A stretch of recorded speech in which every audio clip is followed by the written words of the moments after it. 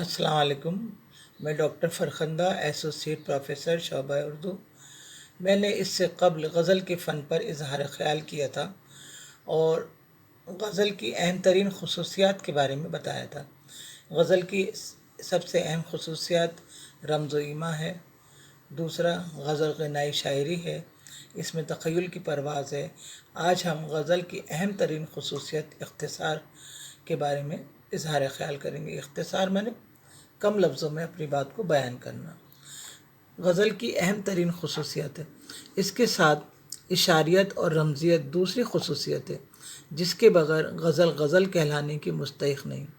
गज़ल में तसव्वुर, आफरीनी और तासुर अंगेज़ी की कैफ़ियत इशारियत और रमज़ियत से पैदा होती है। मसलन शराब व कबाब, जुनून व खिर्द, बहार व ख़िज़ां, गुल व बुलबुल, लैला व मजनू, शीरी व फ़राद, काबा व बुतखाना, शेख व ब्रह्मन, दैर व हरम, गमज़ा व गम्माज़, तैशा व कोहकन जैसे अल्फाज का इस्तेमाल महदूद लग़वी मानों में नहीं होता, बल्कि उनमें इतनी वुसअत होती है कि हर दिल को उनमें अपनी धड़कन सुनाई देती है, जो ज़िंदगी के कई मानी खेज़ और ख़ास पहलुओं की तरफ इशारा करती है।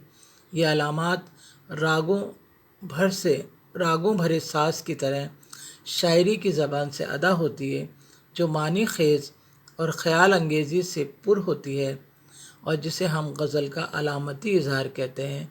मसलन ये शेर, इसमें वसी मानवियत छुपी हुई है। कहा मैंने कितना है गुल को सबात, कहा मैंने कितना है गुल को सबात, कली ने ये सुनकर तबस्सुम किया, कली ने ये सुनकर तबस्सुम किया। वो बात सारे फसाने में जिसका ज़िक्र न था, वो बात सारे फसाने में जिसका ज़िक्र न था, वो बात उनको बहुत नागवार गुज़री है, वो बात उनको बहुत नागवार गुज़री है। गज़ल और तग़ज़्ज़ुल एक दूसरे से इस तरह वाबस्ता हैं जैसे जिस्म में खून। खूनी जिस्म को सेहतमंद, तवाना और ख़ूबसूरत बनाता है। इसी तरह तग़ज़्ज़ुल गज़ल को सेहत और हुस्न बख्शता है।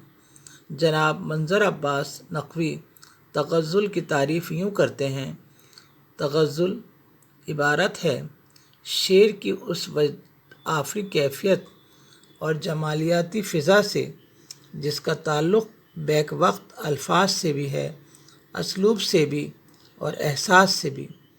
अल्फाज की खुश आहंगी, असलूब की नुदरत और ताज़गी और एहसास की शिद्दत जहाँ भी होगी, शेर में तग़ज़्ज़ुल पैदा हो जाएगा। तग़ज़्ज़ुल का मेयार व मफ़हूम हर दौर में हर शायर के यहाँ बदलता रहता है। यही वजह है कि हर तरह के मज़ामीन व ख़यालात, मसलन इश्क़ व मोहब्बत, इख़लाक़ व फ़लसफ़ा, तसव्वुफ़, तहज़ीब व तमद्दुन और सियासत वग़ैरह गज़ल की ज़ीनत बन सकते हैं, बशर्ते कि इसके पैराए बयान, असलूब की नुदरत, एहसास की ताज़गी, अल्फाज की खुश आहंगी मौजूद हो। मीर से लेकर जिगर तक सभी सफ़े अव्वल के शायरों के यहाँ तग़ज़्ज़ुल के इशारे बेशुमार मिलते हैं। ले सांस भी आहिस्ता के नाजुक है बहुत काम, ले सांस भी आहिस्ता के नाजुक है बहुत काम, आफ़ाक़ की इस कारगहे शीशा गरी का, आफ़ाक़ की इस कारगहे शीशा गरी का। मोमिन का एक शेर है: तुम मेरे पास होते हो गोया जब कोई दूसरा नहीं होता, तुम मेरे पास होते हो गोया जब कोई दूसरा नहीं होता। दिल से तेरी निगाह जिगर तक उतर गई, दिल से तेरी निगाह जिगर तक उतर गई, दोनों को एक अदा में रज़ामंद कर गई, दोनों को एक अदा में रज़ामंद कर गई। खिर्द का नाम जुनू पड़ गया, जुनू का खिर्द, جو چاہے آپ کا حسن کرشمہ ساز کرے۔